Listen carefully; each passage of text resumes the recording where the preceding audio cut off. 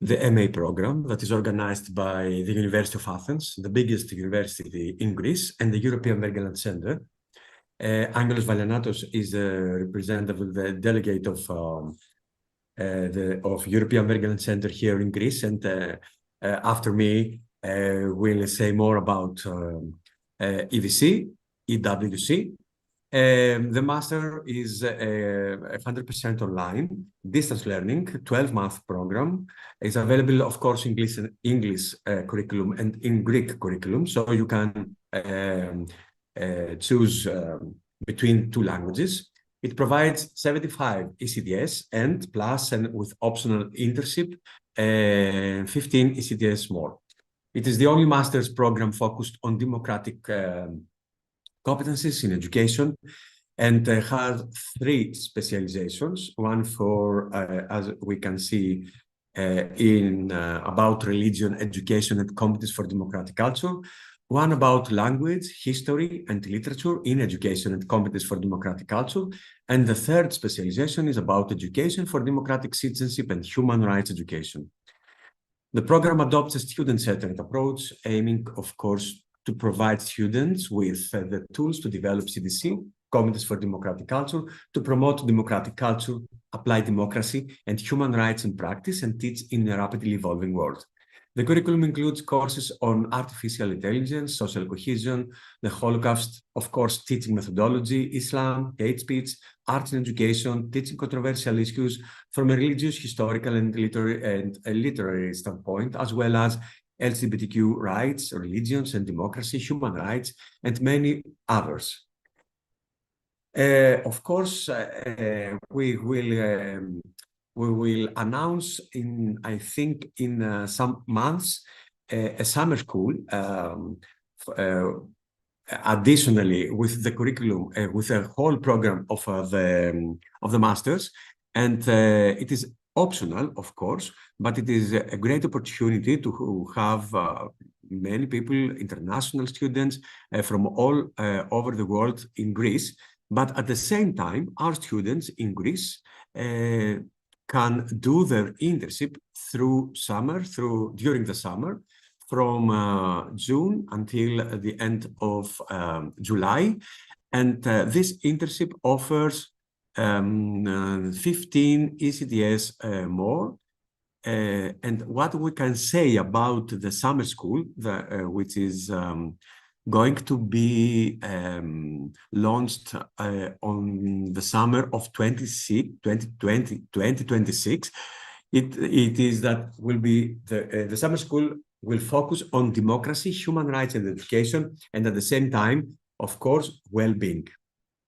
So the master is distinctive because has a teaching methodology that is very much experiential. The program is implemented 100% online, but at the same time, it is based on interactive courses, face-to-face, but of course, remote interactive courses using experiential learning methods and asynchronous learning, of course. We are dedicated to a student-centered approach, providing support for our students throughout their studies with personalized academic counseling during their studies, during the 12 months of their studies. Our vision is to empower our students to utilize democratic processes in their own teaching and form the next generation of policymakers that will make educational policies and curricula more democratic. And our call, as Evgenia said, is open until May, 15th of May, 2025, for both our English-speaking and our Greek-speaking curriculum. Our tuition fee for candidates from member states of the Council of Europe, not only member states of European Union, but all the 46 members of states, members of Council of Europe, is 3,400 euros, while the tuition fee for international students is 5,600 euros. Of course, we provide scholarships of excellence, one per specialization, and are awarded to honor students based on their performance in their courses of their first semester. one full scholarship by the EWC, and full exemption from tuition fees based on social and financial criteria, according to the law of education here in Greece. There are, at the same time, awards for excellence. The program may award awards of excellence to the first 3 students of each class following the completion of the courses of the first and the second semester. You can find more on our website. Of course, here is the URL of the website. You can email us, you can phone us, and of course, we're all, of course, here to answer your questions or to provide more information about the program. What I have to say now is that the program, it is not only on the National and Capital District University of Athens, because it is a collaboration between 3 departments of the University of Athens, theology, philology, and educational studies, and the European Wergeland Center. And while I am directing the master, the committee has members of the University of Athens and 1 member of the European Wergeland Center. And we have together here with us, Angelos Vallianatos, who is the representative of European Wergeland Center. So Angelos, let's say some more about EVC. Yes, thank you. Well, the big temptation when somebody wants to present the European Wergeland Center is to use numbers.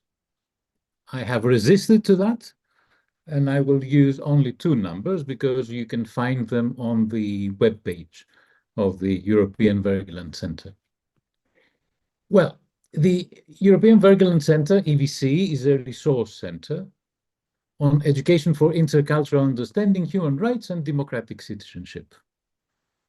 It is established by the Council of Europe and Norway. Half board is Council of Europe, half board is Norway in 2008. This is the first number. And it serves all the 46 member states of the Council of Europe. This was the second number. The European Wergeland Center builds on the Council of Europe recommendations and policies, which are developed to ensure that human rights, democracy, and the rule of law are promoted in and through education. So the Wergeland Center works with individuals, with educational institutions, like now, and with educational systems and countries. Let's come to what we are doing today. In September, in Oslo, where is the base of the Wergeland Center, Felisa Tibbitts, with the support of the Fulbright program, was there for a month in order to develop a new curriculum on education for sustainable development. Now, it happens to the best families that people meet each other and find each other in every occasion. But let me say, what should our students and whoever follows this webinar wait that Felisa Tibbitts will touch? And what kind of notes I recommend you to keep from that?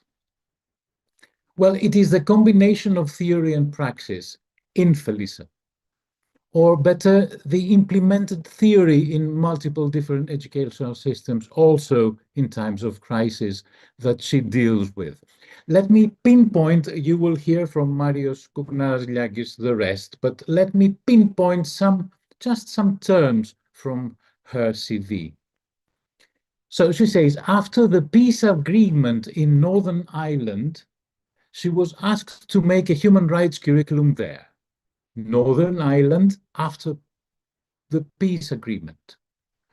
Then she has worked, and she says it very freely and simply, in South Africa, Nelson Mandela University and Harvard. Or that she has also worked on national curriculum of Kosovo and Gaza. So this is the person that you are going to follow today. And on behalf of the Wergeland Center too, I wish you to enjoy every moment and word of her. Marios. course, I have to say much more about Felisa because she teaches, of course, to our MA, but basically is chair in human rights education in the Department of Law, Economics and Governance at Utrecht University, and UNESCO chair in human rights and higher education. Her interests include human rights, global democratic citizenship education, education for sustainable development, curriculum policy and reform, critical pedagogy, education and social movements, human rights and higher education transformation. She was a Fulbright Fellow at Lund University in Sweden, of course, in 2014, Human Rights Fellow at the Kennedy School of Government in Harvard University, and she was a full-time lecturer at Teachers College at Columbia University between 2016 and 2022, and adjunct assistant professor of political science at the Institute of the Study of Human Rights at Columbia University. She has published, of course, practical resources, as Angelos said, on curriculum, program development and evaluation on behalf of the Office of the United Nations, High Commissioner of Human Rights, UNICEF, UNESCO, OSCE, the Council of Europe, and non-governmental organizations, such as Amnesty International and the Open Society Foundation. She is widely read in the field of human rights education, and her scholarship has appeared in numerous books and journals. I'm very honored to have here with us Felisa, and to have Felisa in our master. And I have to say that I'm very, very, very curious to hear her to speak about versatility of human rights education, because I think we have issues, but I don't want to continue. I think, Felisa, now it's your time. The floor is yours, and I'm very welcome you. Thank you, all of you, Marios and Angelos, and also Eugenia, for inviting me to join you today. Greetings to everyone who is watching in real time, or perhaps later, because this is going to be recorded. It really is, to be honest with you, it's so embarrassing to hear your biography presented. So what I'd like to do is turn that around and say, I have been at this some long time. And I think that that's reflected in a lot of the work that I've been able to do, but it's been honestly such a privilege for me. And those of you who are interested in human rights education, I think that we're really called to it. It's kind of something we can respond to, but it's something that's deep in our hearts. And I feel so fortunate, honestly, that I have been able to professionally live out my dreams to support the expansion and the application of human rights education in meaningful ways, I hope, over the years. So I'd like to thank all of you who are here watching for joining us, for your interest in human rights education. I sincerely hope that I can offer some reflections or ideas that will be new for you. I know from Marios that some of you have already been studying human rights education, so I hope I won't be repeating what you already know. I do want to, by the way, congratulate you, Marios and Angelos, also for launching the Masters this past year. That is just so exciting. And I'm very much looking forward to being one of the instructors in the English language course in the forthcoming academic year. Cross fingers that will work out all right. So with that, I think I'm going to share my screen. I'm going to present for about 30, 40 minutes, something like that. And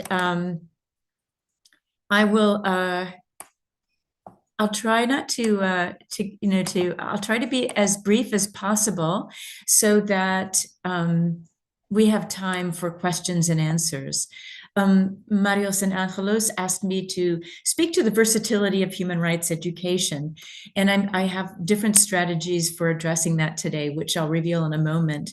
But I'd first like to begin with a question to all of you, and that question, which is just a thought question because we can't have a discussion now, is when did you first learn about human rights?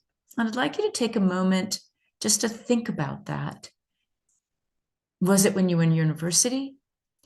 Was it perhaps inside of your family? Perhaps there's some family history that addressed human rights violations in some ways, and that caring about the world and about human rights is part of you because of your family.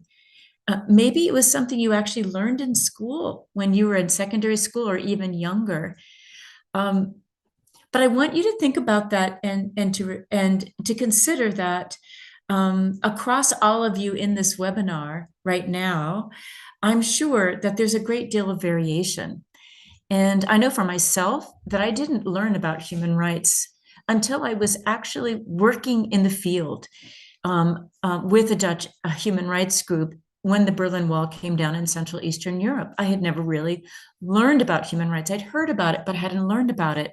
And the reason I ask you to reflect on this question is because if you aren't already convinced how important it is to try to promote human rights education, I want to convince you to reaffirm that it is extremely important for all of us to try to integrate it in basic education and as soon as possible in the lives of young people. Because if we have any faith, any hope for the human rights system, both the legal elements of the human rights system with the human rights mechanisms and the United Nations and the courts, or the normative elements of human rights education, inclusion, accountability, empowerment, and so forth, all those values of non-discrimination and so forth. If you have any faith in any of that, then we need to ensure that everyone knows about it. The human rights program, if you will, the human rights movement, it doesn't work unless people know what human rights are, what their human rights are, and if they're working as a duty bearer, what their obligations are. So part of my own work of the last 30 years, and I hope your work moving forward, is to try to institutionalize human rights education as much as possible so that no one graduating from schools in our countries don't know the basics of human rights and that they learn it in such a way that it's motivating and transformational. But we'll get to that. So I'm going to now overview what I'm planning to discuss in my presentation today, and discuss in the sense that I hope we come back to some of this. I do want to briefly talk about what the definition and the expansion of human rights education. And then I want to discuss some of the core principles of human rights education. I've been asked to speak about the ways that it's versatile, but there's also ways in which I think there's sort of like core principles of the ways that we might carry out human rights, and perhaps you might argue should carry out human rights education. Then I'm going to kind of overview different kinds of human rights education programs according to learner groups, education sectors, and the ways in that human rights education is also being integrated into other kinds of learning environments. I hope that's going to illustrate some of the versatility. And then I want to turn to the topic of localization, which is perhaps one of the most challenging aspects of doing human rights education. And with that, I hope we'll move into a very interesting Q&A commentary section. So again, I'm pretty sure you know what the basic definition of human rights education is, but please allow me to share one that was developed by Amnesty International. And this was before the UN Declaration on Human Rights Education and Training came out. Amnesty was already working on a definition, which you can see, which already highlighted some really important elements, I think, of our work, which is that it should foster a deliberative, a critical reflection process. It should be participatory in terms of methodology, and it has the aims of empowerment. It's not just the residue of human rights education should not just be knowledge. If that's the case, it's really not human rights education. It should be, the residue should be something that is left in your heart, and maybe also motivating you into some kind of action, whether you're an educator or in some ways engaged in taking action in your community.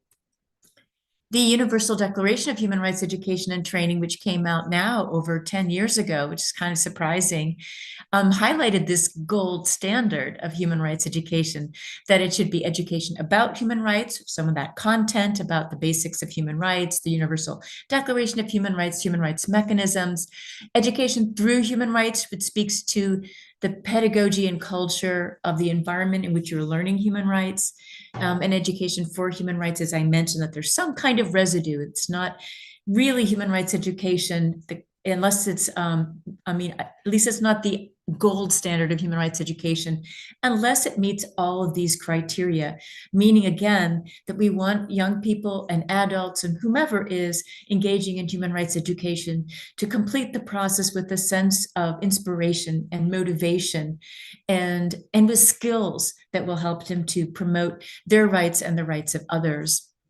Human rights education has expanded tremendously since I became involved in it in the 1990s. And at that time, what was sort of lifting the boat, if you will, of human rights education was this kind of golden era of human rights in the wake of the fall of the Berlin Wall, the end of apartheid. There were a lot of regime changes in Europe and in Africa, and earlier also in Latin America with the conclusion of many dictatorships there, that kind of elevated the importance of human rights.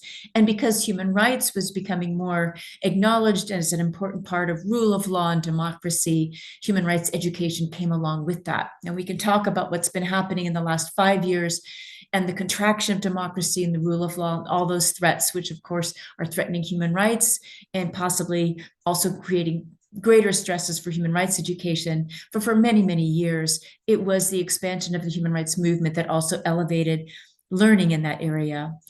Mass education also has been expanding over the years. You might not think that's related, but insofar as mass education, meaning the required numbers of years that young people should be going to school, has steadily increased from, it depends on the country, but from like 8 years to 10 years to 12 years or even 16 years. The Sustainable Development Goal 4.0 now highly recommends secondary education as being kind of required for basic education. And that creates more opportunities just in general because of increased contact time with students to offer topics such as human rights education.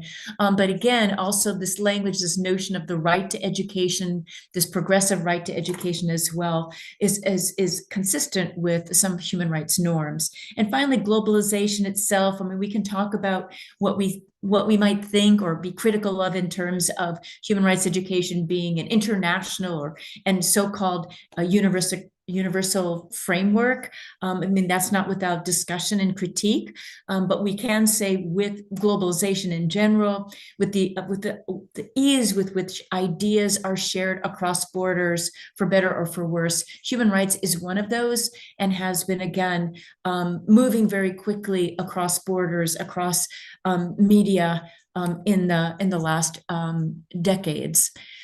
Just some quick statistics like Angelos, I don't want to overburden you with these, but just to say again that we have had so many incredible developments in human rights education, including more and more organizations integrating human rights into their learning processes. Some of these statistics are old ones, so it'd be really interesting to do this study again. Perhaps I will, perhaps one of you will in the future. We now have, on the second point here, more UN policies that are validating human rights education as being really core to the international human rights movement.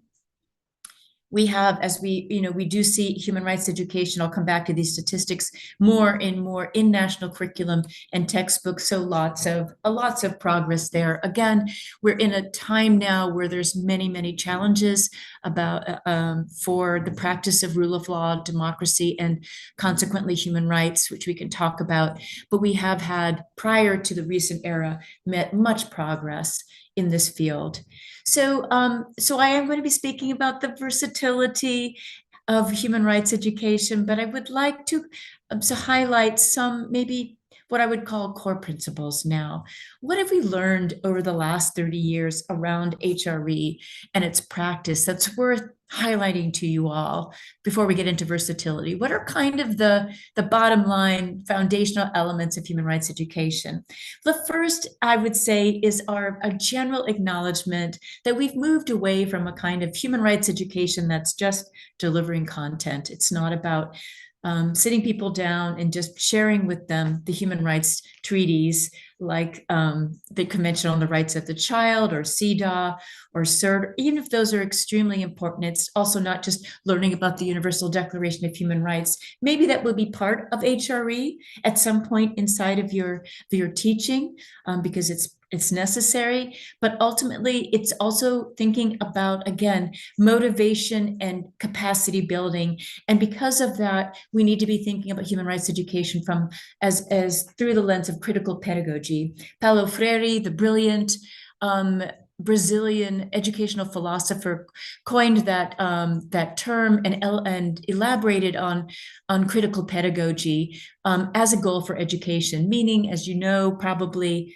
that we are, as educators, or the system of education should be encouraging a critical reflection on society, looking for problems such as discrimination and inequality and other issues that are essentially human rights violations that need to be addressed, and to position learners to be able to do so. So the idea is that the pedagogy will include critical reflection, including reflection on one's own life experience. So it's not just about thinking about society out there, but first and foremost, thinking and reflecting on our own lives as learners, reflecting on our own suffering, and ways in which that may be linked up with systemic problems in our societies, poverty, discrimination, but also reflecting on privilege insofar as we have some, and to think and to just recognize ourselves in this particular specific historical, political, cultural moment. And from there, think about what next, how to make this better, and thinking then in a sort of more society frame, or even a classroom or school or community frame, but to work collectively to improve those conditions.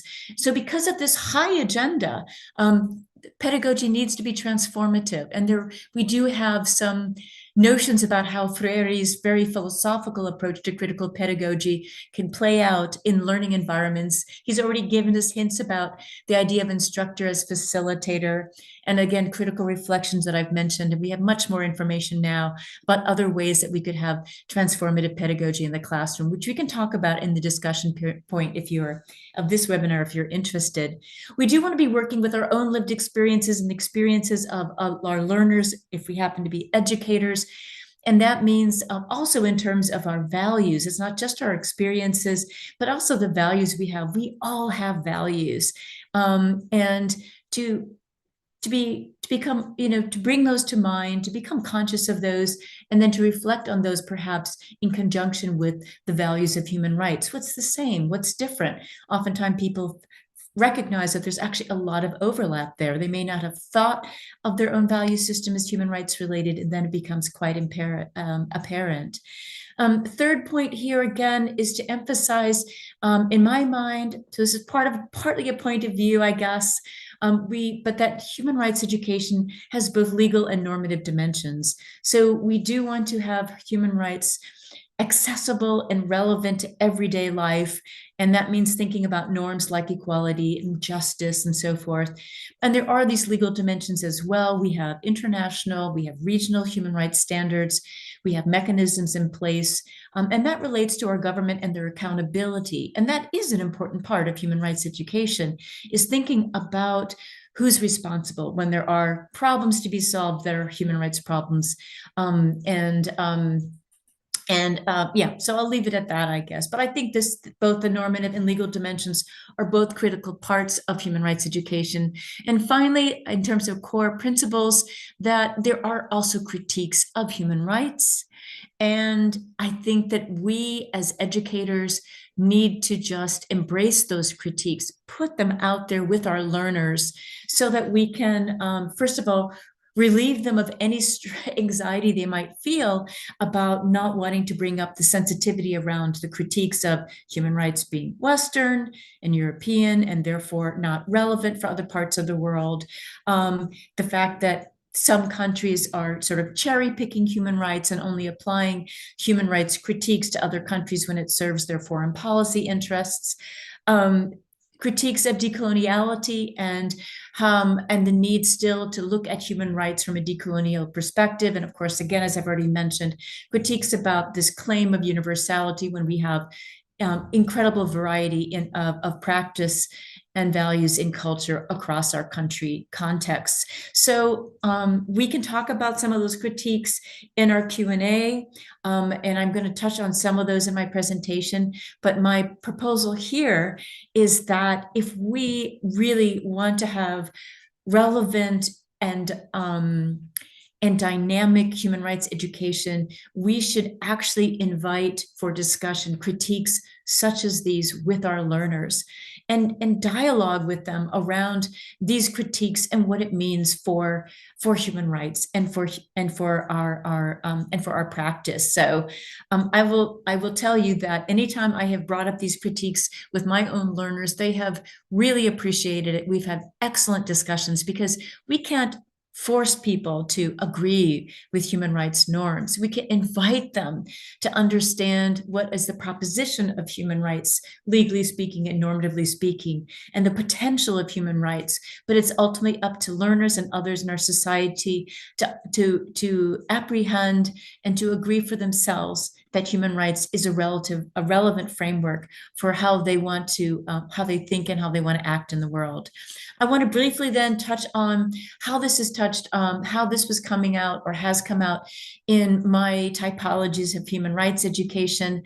Way back in the late 1990s, when I had been working a lot in Central Eastern Europe and the former Soviet Union, that's kind of where I got my feet wet, where I learned about human rights with my human rights lawyer colleagues. I became aware of the very different practices that were out there.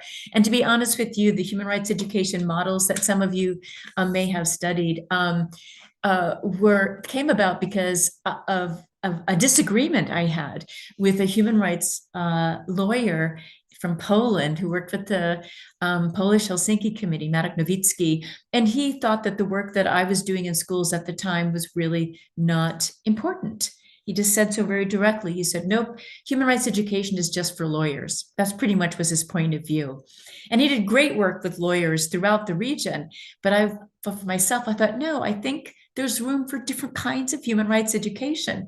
And so I thought about it a bit and considered what I was doing and other people in the field and distinguished between these two different approaches to doing human rights education. I'll tell you a little bit more about them in the next slide. The point being, though, that all of these different strategies for human rights education relate to a strategy for social change and social justice. And so one of the messages I want to have for all of you as you think about human rights education in your own context is to think about how it supports other strategies for change and social justice in your environment, because human rights education alone can't change the world, even though I will say it matters tremendously. In each individual learner, it can make a tremendous difference. I'm convinced of that. And yet, if we think about large-scale social change, the human rights education and learning, it needs to be linked up with other efforts out there that are, for example, trying to change laws or make new policies or support a kind of new way of thinking culturally amongst different people in society. So in that respect, all of these typologies, all of these programs help us to think about how it is that our education and learning can support those other movements. So I want to talk a little bit now. So in 2002, I wrote about these typologies, and then Monisha Bajaj, who is an amazing human rights education researcher and educator herself, she invited me to revisit these models, and so I did. And so over the 20 or so years that I had experience in practicing human rights education, I became more aware of ways in which these typologies could be improved.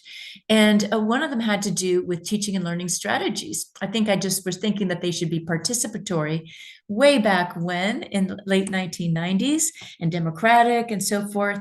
And then I realized that we really can think a bit more about our teaching methodologies, that it's not just about participation, as important as that is, because participation in our teaching and learning processes just results in engagement. And it can, of course, help us in reaching important learning outcomes related to capacity development. But ultimately, human rights education is about transformation. And that means that we need to be in conjunction with our teaching and learning strategies and certain skills development, helping our learners think again about critical pedagogy and think about how they can transform society, or perhaps beginning with themselves, how they themselves can become healed, empowered, activated, and then work on society. These learner groups are quite different across these typologies. And of course, those of you who have been working in human rights education, maybe you yourself who are still learners can position yourself here. Maybe you're still, you consider yourself a young person. Maybe you're an adult professional. Maybe you're part of a marginalized group. Maybe you're all these things, but the learner groups are really different. And because of the differences in age and setting of where you're learning and the ways in which you might be applying it, for example, if you're working on training teachers, it's not the same as training police or training secondary school or educating secondary school students. So these learners, this is where a lot of the versatility of human rights education comes in, understanding our learners, their lived experience, working with them to understand what human rights would be most relevant for them, and then facilitating that learning and activation process. The degree to which each of these kinds of typologies address directly human rights violations really does vary. This is another descriptive difference, I think, between these different typologies. For example, if you're working with human rights education in schools and it's very content oriented, it's really not going to be directly focused on reducing human rights violations, which is why sort of a values orientation to human rights education in schools is typically not an activation model. Although you do see some examples with activist teachers or amnesty clubs in schools, typically HRE in schools, in fact, is somewhat passive. And so in that respect, a limitation of that approach. But when you have it used, for example, in professional development models, and you're asking the learners to think about how human rights applies to codes of conduct, how they can think of themselves as human rights workers, that can actually influence the people that they're working with. If they're in the service industry, for example, or police or prison officials who they're contacting on a daily basis at work. Of course, if you're carrying it out in an NGO setting with those who have been discriminated against in the past, or who are in allyship with those who have suffered discrimination, then we absolutely see that it's going to be moving toward activation, and it's absolutely oriented towards reducing human rights violation. So a few things before I move on, just to again highlight ways in which HRV underneath the surface has so much versatility and differences, and these are kinds of, I think, decisions you yourself have to take as an educator if you want to carry out human rights education. You also have to think about your own stance towards human rights. This is towards the bottom of the slide. Are you going to take a non-critical stance? In other words, even if you have critiques, are you going to bring it up with learners so they themselves can think about it? We can talk about conditions under which you might not do that. It typically doesn't happen in schools because, well, for a variety of reasons, but it could be also partly because many times schools don't want to encourage activism amongst their students or taking action. You don't even have to call it activism. So in that case, there could be not only not speaking about human rights in a way that's related to taking action, but not really even looking deeply at human rights as a dynamic discourse, as something to be applied to contemporary issues. But when you're working with professional groups and doing human rights education, or if you're thinking about social change in any way, then of course you might want to talk about human rights and the critiques, because you really want people to think deeply about it, heart, head, and hands, around what it means for them and their predisposition to their work and for activating changes in society. I think with that, I'll just move on to the next slide. I'll promise to be a little bit less intense and dense with the content I'm sharing. Here, I just want to stimulate a little bit of your thinking about learner groups. I've already mentioned a few of the typologies of human rights education and some of the different learner groups. But here we see very briefly just some visualization of the different ways in which HRE can be carried out, the different kinds of learners, the different geographical context. So you can probably see for yourself what we're looking at here, but you can see what I see for myself is a non-formal learning environment here on the upper left-hand side, maybe a woman doing non-formal education.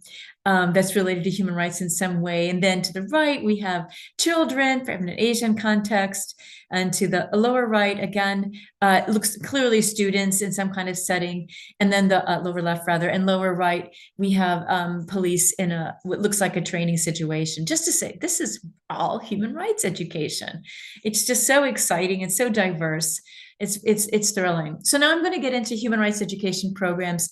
I'm first going to begin touching on HRE in education settings, so kindergarten through 12th, but also higher education, and then non-formal education, which is an education setting. It's just not related to a program related to accreditation, like the master's program that I'm delivering this webinar for, and which I'll be teaching for in the next academic year. So let's look into a few examples of this. So in human rights education and basic formal education, we really have seen an expansion of HRE, the term human rights, inside of national curriculum over the years.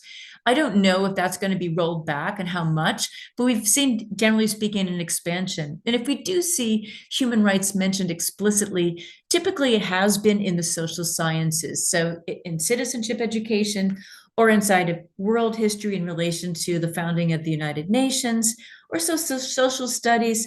Life skills is another area we sometimes see human rights education when human rights is associated with well-being, related to health, or the right to reproductive rights. So you do see in some countries that it's integrated explicitly within life skills. Again, I'm not speaking to what in any of these subjects, how deeply it goes into human rights education or how critical or how transformative it is. But if you do find it within subjects, it's typically these subjects. Sometimes you do find human rights offered in a kind of cross-curricular or transversal manner. Sometimes ministries of education will endorse the notion that it's a theme or a value like peace or education for sustainable development that may or may not be carried by individual subjects to a great degree, like in a separate subject that might be touched upon to some degree across a multitude of subjects. And human rights, of course, is not just for the social sciences or life skills. We can argue, and I would argue, it has relevance for all subject matters. And so that speaks to a cross-curricular approach. It's just a question of to what degree is able to be taken on. And if we want to, we can discuss all the very creative ways in which we find human rights education also outside of the social sciences in schools. Here again is another just a way of visualizing, presenting graphically what I mentioned, which is the increase of human rights education in education policy documents and also in textbooks over the years. So very exciting. Again, this doesn't speak to the core principles of human rights education. Is it critical and transformative? Is it legal and normative? Does the pedagogy deal with lived experiences? Does it involve a deep engagement of human rights with contemporary issues and including critiques of human rights? We don't know. I'm going to share a little bit about an example of human rights education in a school setting. It was very kind of Angelos and Marios's introduction. My introduction, because gave you the idea already. I have worked in a lot of country contexts, including working with ministries of education. And so I just want to share, and this one, the picture on the right, by the way, on the bottom, is the group that I worked with in Albania. I'm actually in that picture. I'm looking with a really funny look on my face on the very left-hand side. But I was working there actually as part of an NGO, but working with the Ministry of Education. And what they decided once they became a democracy in the early 1990s is that they, first of all, decided, the Ministry of Education, that they wanted to begin by having human rights education for all primary school students in Albania, all of them.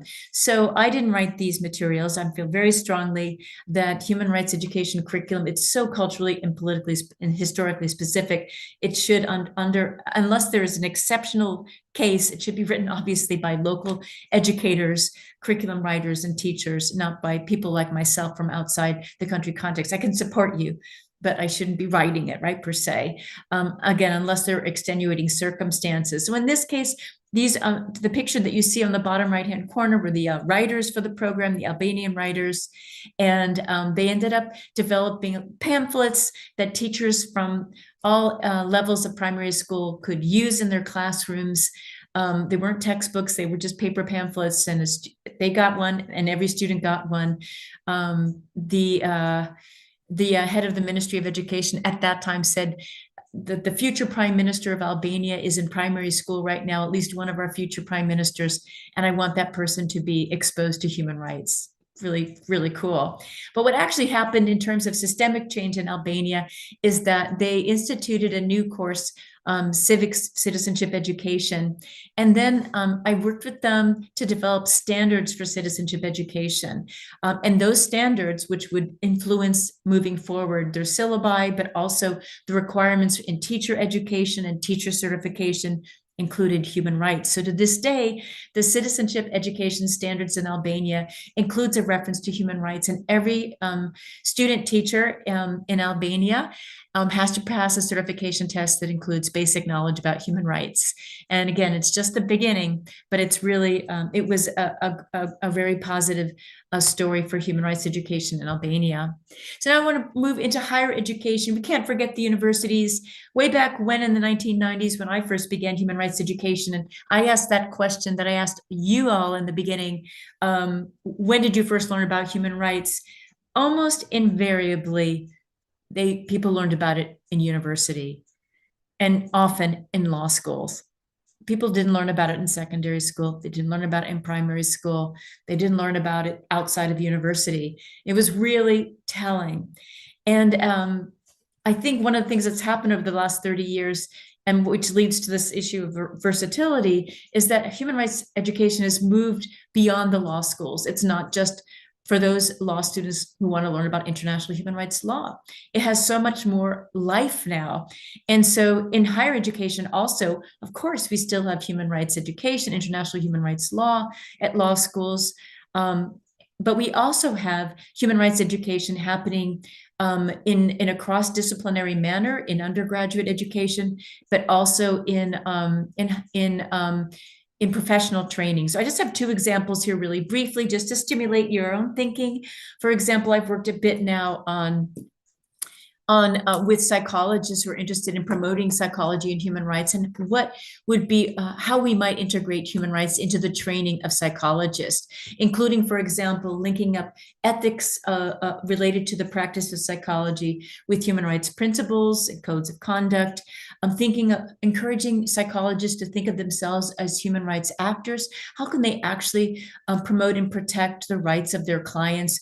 How can we be thinking about promoting conditions in society that promote the psychological well-being of their clients so that they don't have, conditions like poverty or discrimination that results in mental health issues, right? And then finally, also to reflect on their profession as psychology. What ways has psychology in the past undermined human rights? For example, the research in psychology 100 years ago that supported eugenics, race theory, and the superiority of whites, that came from psychology and the research there. So again, if I'm just using psychology as an example, but you could put in any discipline in higher education, and I think this would all be relevant. How can we be human rights actors? How have our disciplines in the past undermined human rights? How might it promote human rights in the future? I just did a presentation last Friday at the American Association for the Advancement of Science. And we did a panel, and I just sort of set it up for thinking about why human rights was important for science, technology, engineering, and mathematics. That's what STEM is an acronym for: science, technology, engineering, and mathematics. And one of the people on my panel, this amazing person, runs a center at Boston University for biomedical engineering, and the center is focused on biomedical engineering and how that can help address the needs of refugees and displaced persons.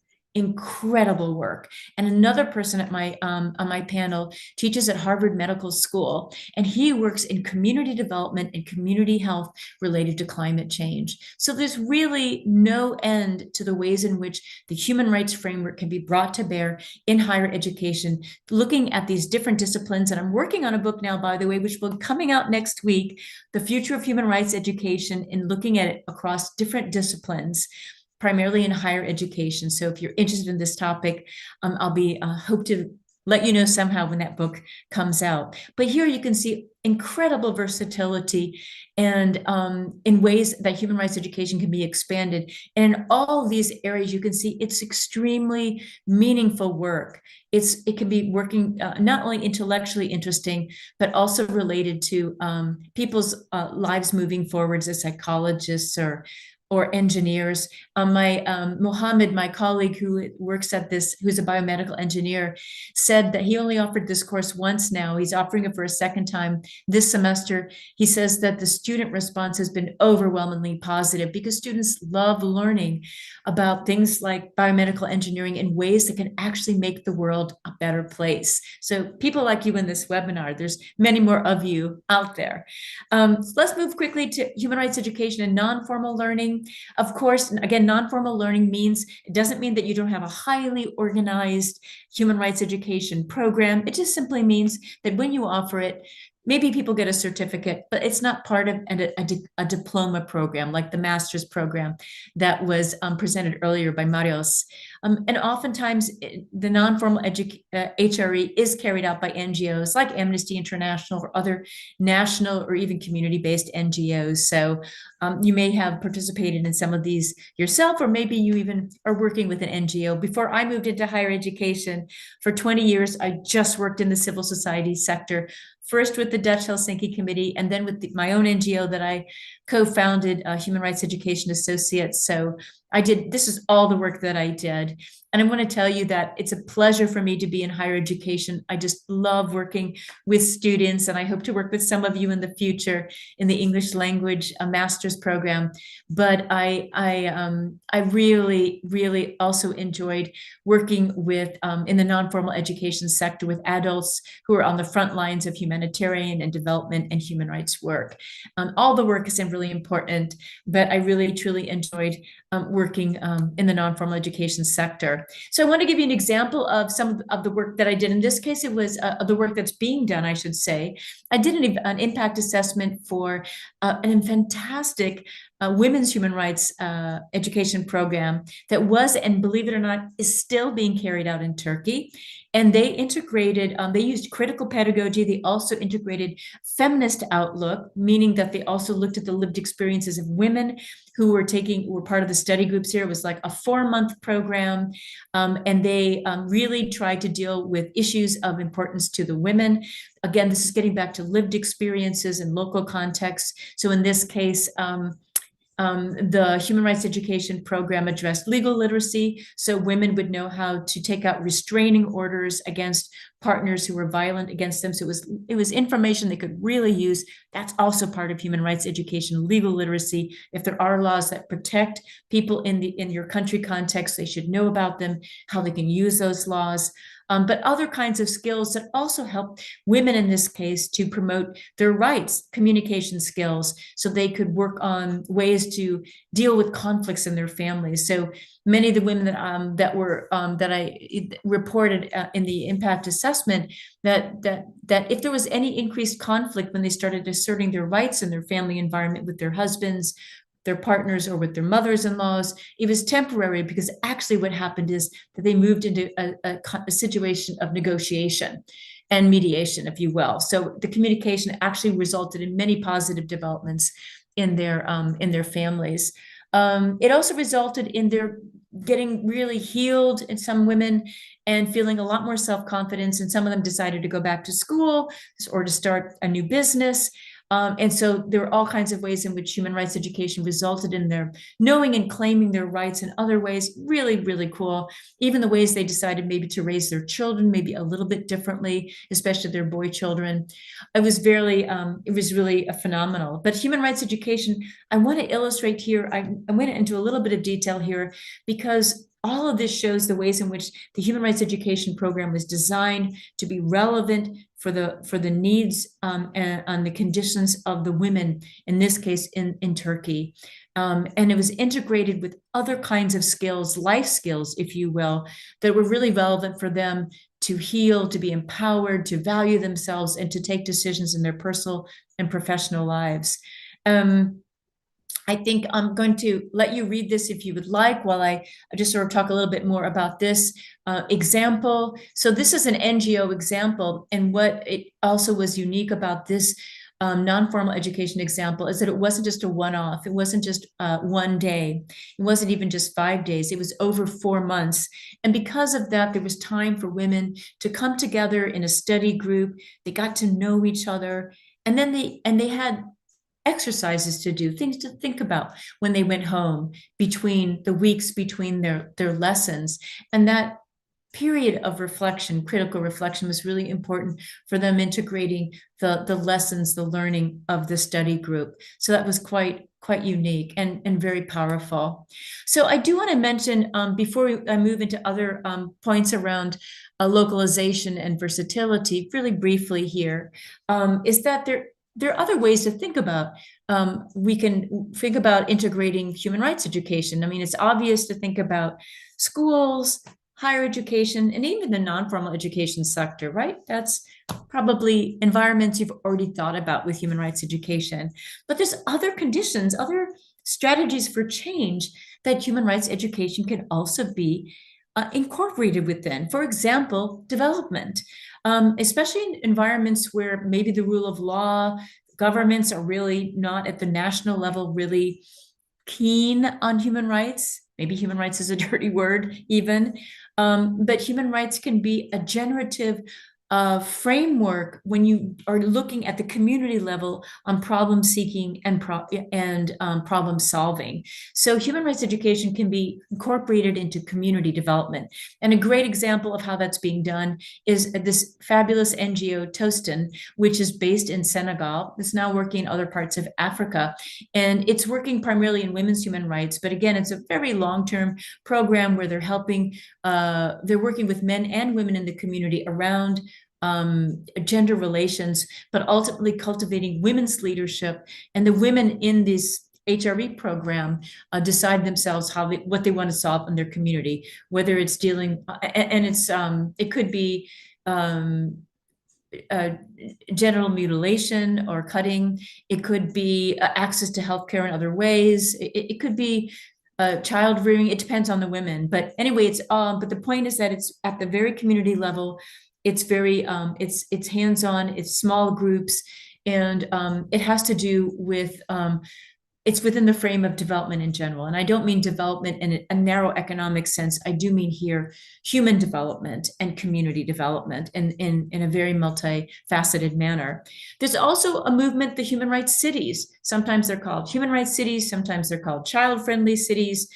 So again, at the municipal or town level, at the subnational level, where municipal authorities, in conjunction with NGOs and other stakeholders, people such as yourselves and me, come together to say, okay, our city, our town, it is going to be, we're going to declare ourselves a human rights city, and there's some kind of resolution. And then there's some review. What can we do in our city to highlight understanding and knowledge about human rights? So there you get the HRE there. Like you did in the development piece, you also had HRE embedded in there. What can we do to improve the respect for human rights in our community, and looking at it on a project by project basis? But human rights cities is another way to that. Actually, it's another initiative that requires education and training in human rights for people to know what's the basics. What are children's rights? What are women's rights? What are the rights of refugees? And how can we think about them in the context of our human rights city?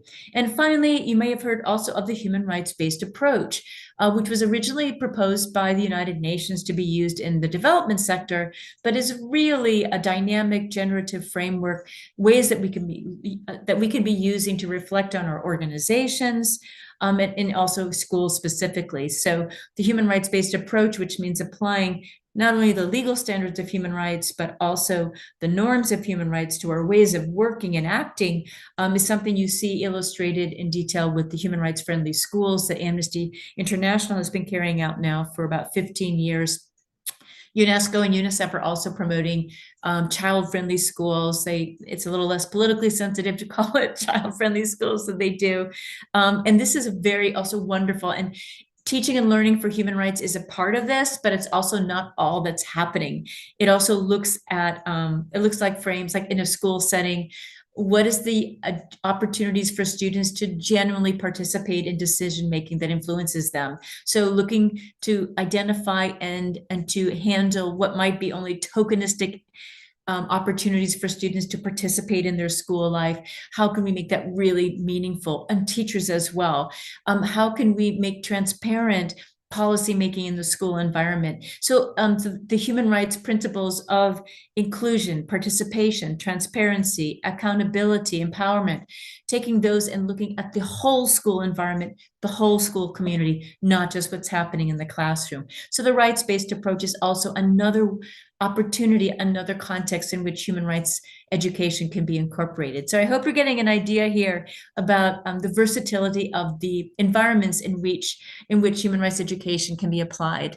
And of course, we all have a calling to be, and human rights as a field, but also human rights education as part of that field needs to always be having the ears to the ground of what are the issues on people's minds, what are the global issues, the local issues that that have a human rights frame, a dimension that we might include in our human rights education teaching. And another way of thinking about this is also saying, if we don't have human rights education already happening in, say, our education settings and so forth, maybe these problems are a way for us to introduce human rights, like climate change, like artificial intelligence. Artificial intelligence, how to use that, that's on everyone's minds. The ethics, the good governance related to that, that's also on some people's minds.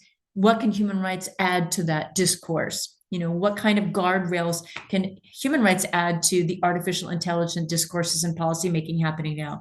Climate change. How can we see climate change as violations of human rights? In what ways can we see civic education and human rights education as a way to embolden citizens like all of us to pressure our governments and other private companies and others to make changes so that we are less dependent on fossil fuels? So human rights education also has an obligation to be relevant to the issues of our days and to add a really meaningful dimension, again, to action and to norms.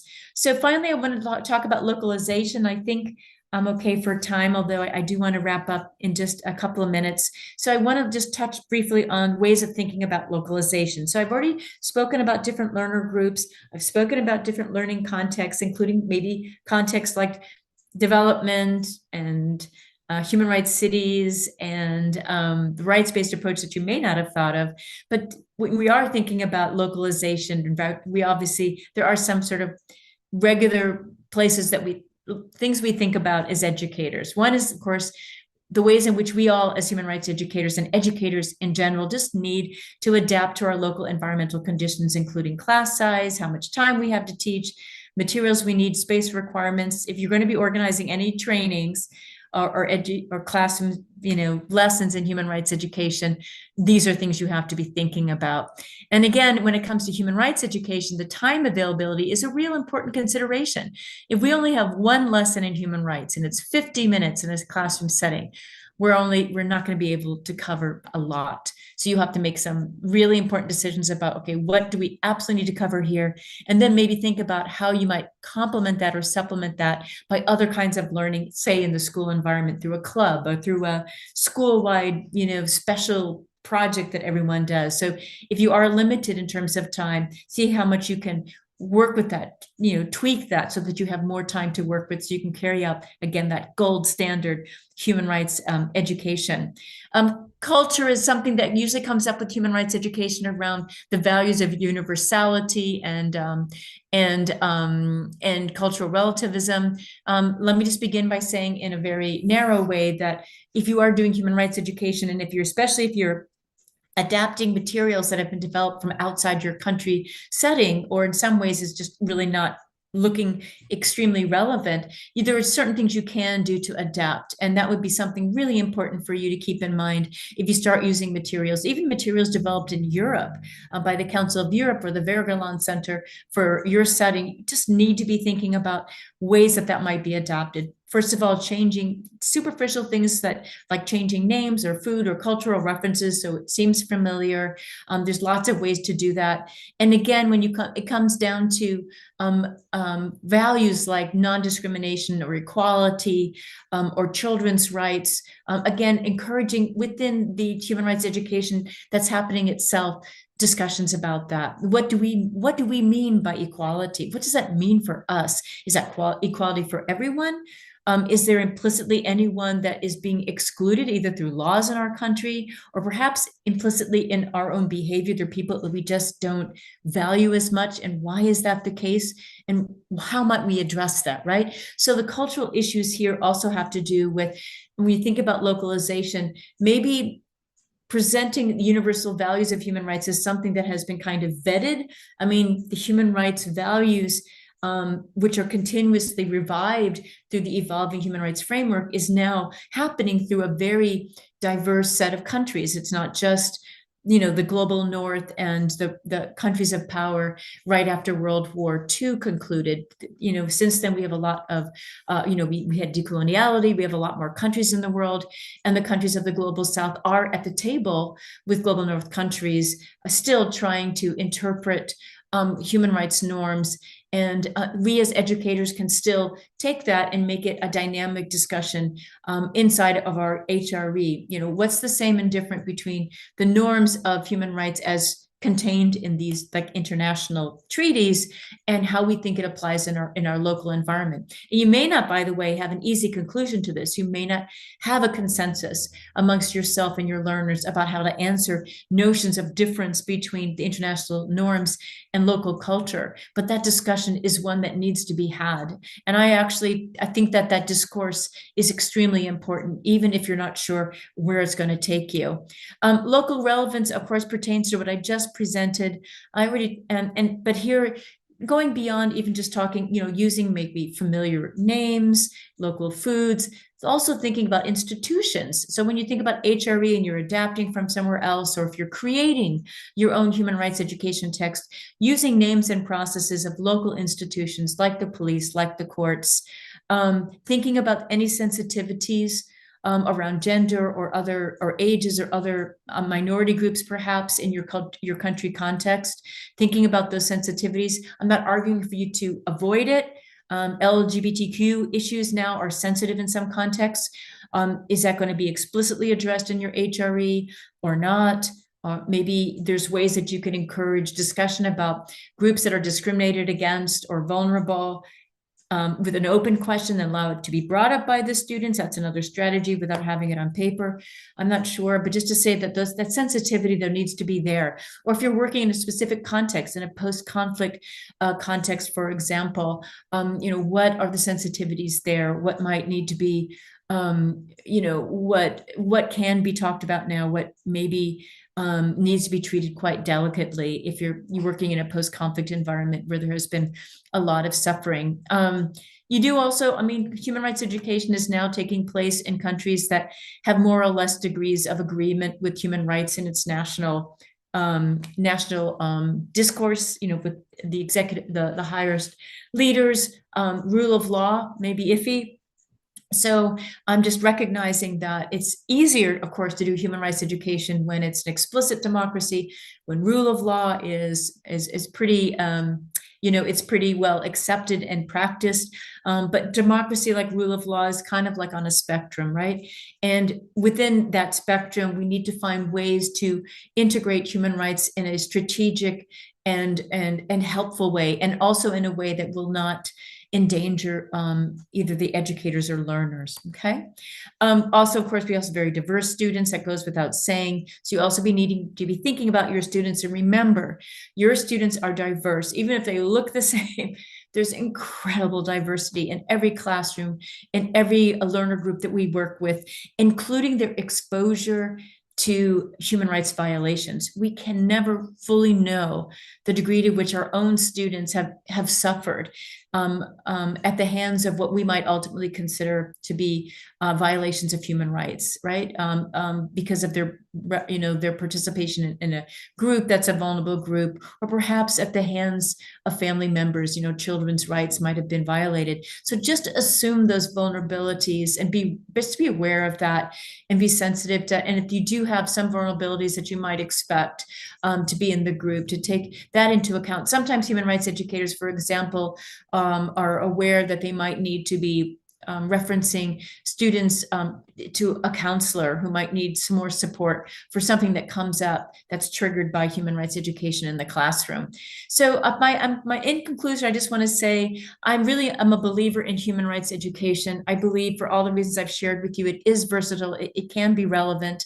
The gold standard is there as an incredible asset for improving our societies. It's a bit idealistic. I grant you that. It absolutely is a bit idealistic, but those of us in education we're optimists. That's what we are. And human rights education is an incredible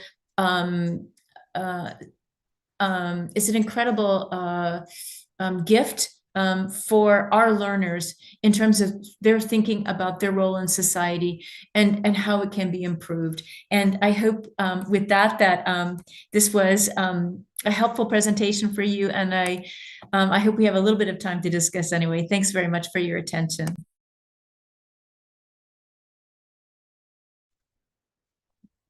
And you rushed to close your mic. You're going to open it again. The chat in YouTube is full of questions. Okay. We will not have all the time. I have tried to gather them in groups.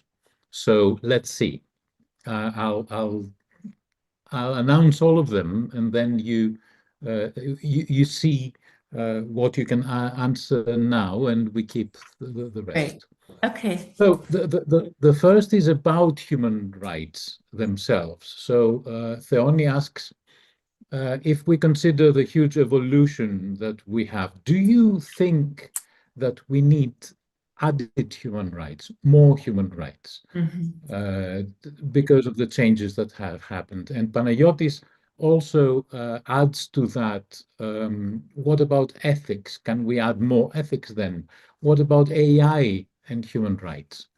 So new issues and human rights. This is one group. The second is, what if the school is conservative, as El asks, or as Iulia asks, if the context is rigid or the critical thinking is challenging for an environment? What do we do?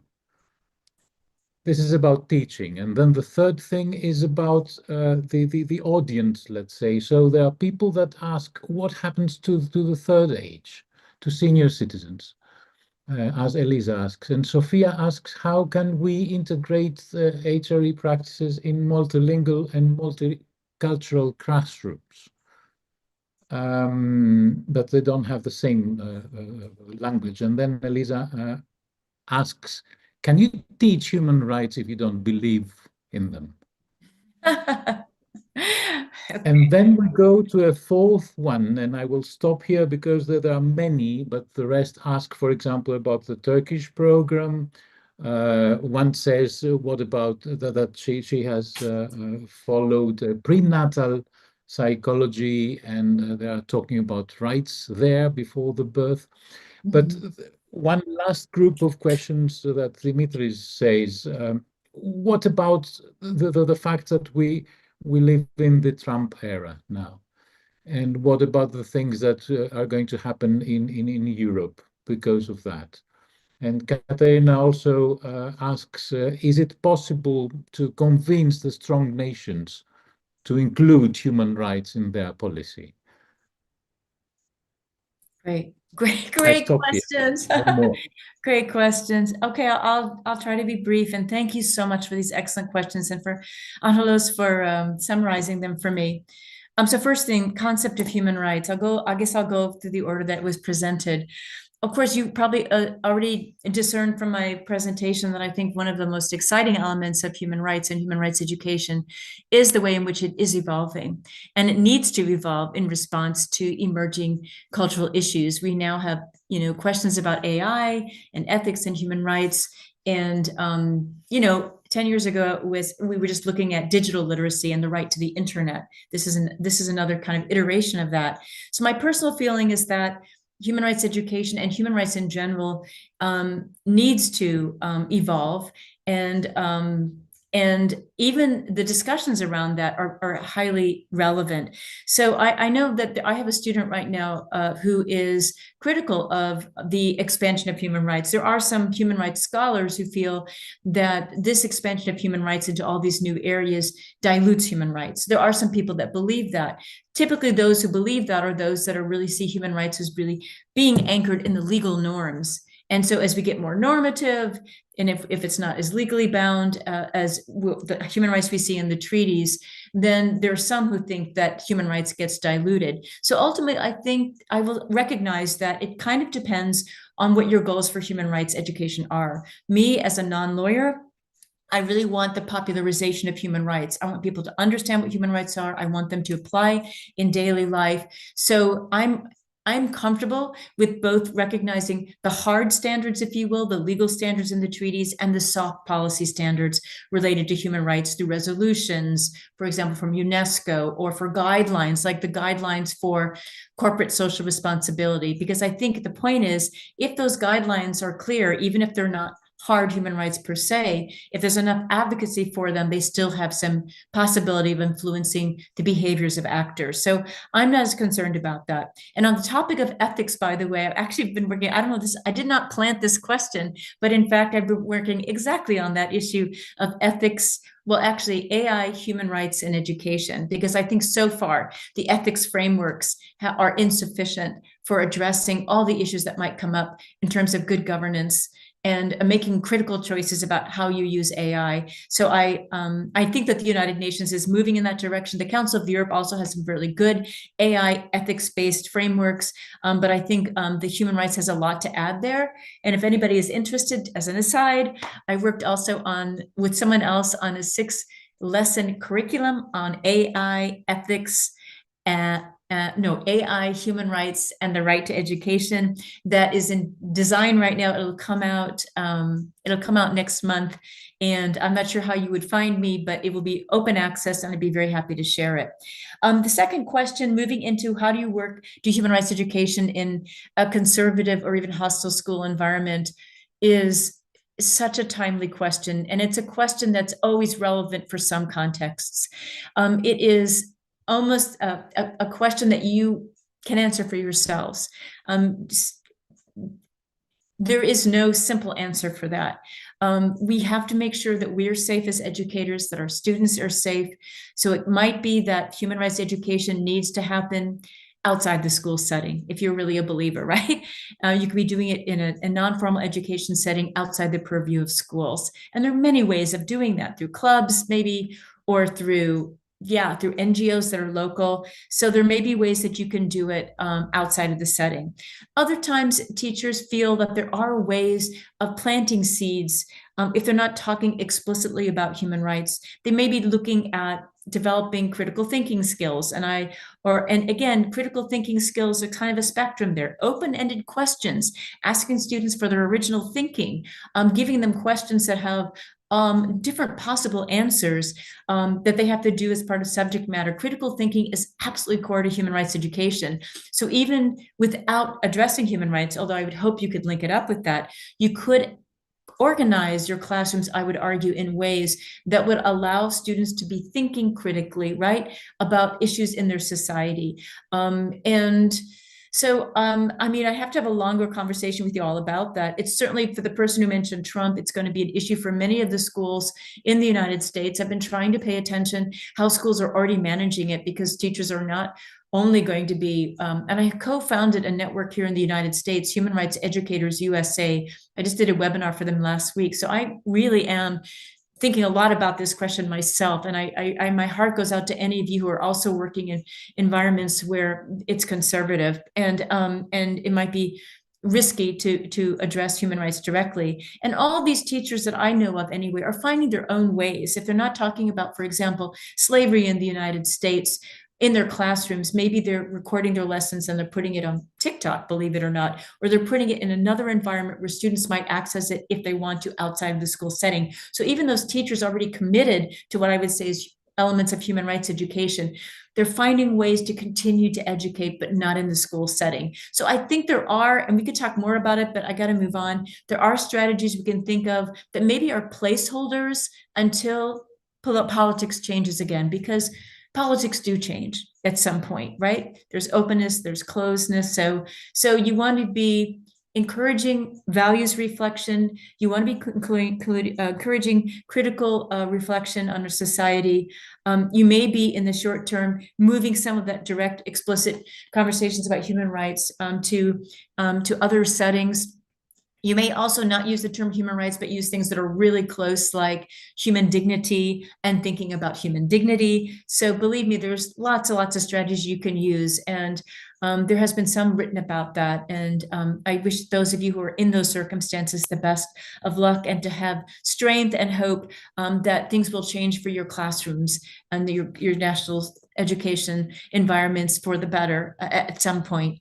There's a question about senior citizens. So I didn't say lifelong learning, I should have, but it was kind of, for me, human rights education is absolutely lifelong learning. And so that is the non-formal education element as well, although some people also go back to school later in life, and so it could be also part of formal education. There's something now, so lifelong learning in human rights education is absolutely a given. Even those of us who study human rights education, we never stop learning about it. I've been learning about climate change. I've been learning about AI. I just learned about quantum computing last week at the American Association for the Advancement of Science. I have something else on my list to learn about. But this, for those of you interested in older persons, there's actually some discussion now in the United Nations about the rights of older persons because of the demographics, especially in the global north. We have an aging population. So it's coming to the attention now of the United Nations. Maybe there'll be a declaration on the rights of older persons. I'm pretty sure there's going to be a declaration on the rights of older persons. So again, what's going to happen when that right's recognized? Maybe it's a soft policy, maybe not a hard treaty. That's going to be a new opportunity for us to think about the vulnerability of older persons, what rights need to be protected, and also helping them to learn how to advocate for their rights. How can you teach it if you don't believe in it? This is actually a really interesting question. Back to my Polish example, which I didn't expect to get to today twice.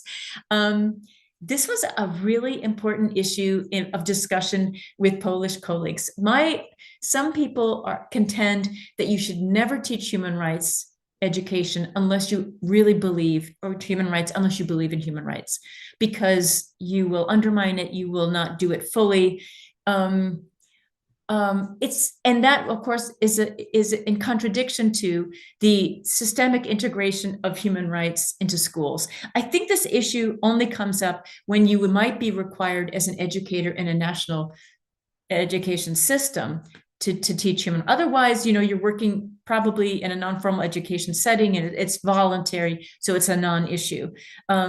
So I think that has to be. So it comes back to then, how do you solve this? Teacher training. Teacher training has to include an exposure to human rights with the gold standard of human rights, so that even if educators are teaching it only minimally in the school system because they only get 2 lessons on the founding of the United Nations and the Universal Declaration of Human Rights, they might, if they are really believers, enhance that minimal link, contact with human rights in the national curriculum more. So the solutions would be teacher training.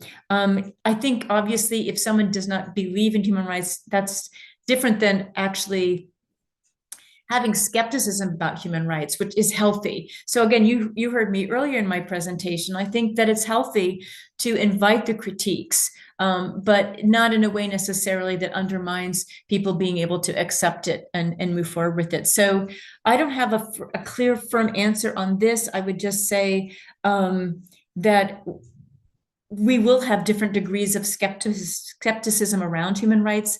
that's healthy. We can bring that into our even into our HRE teaching.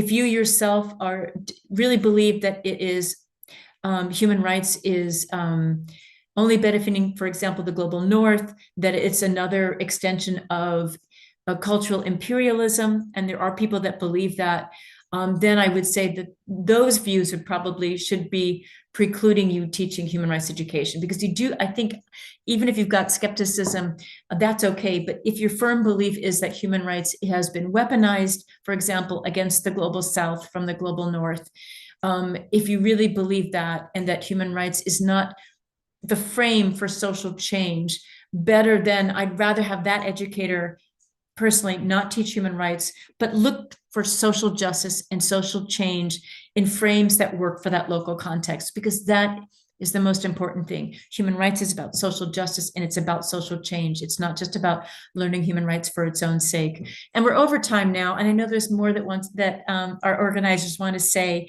So I apologize for those of you whose questions I didn't get to, but thank you so much for your engagement with these ideas. And I think I'll pass the mic back to you, Angelos.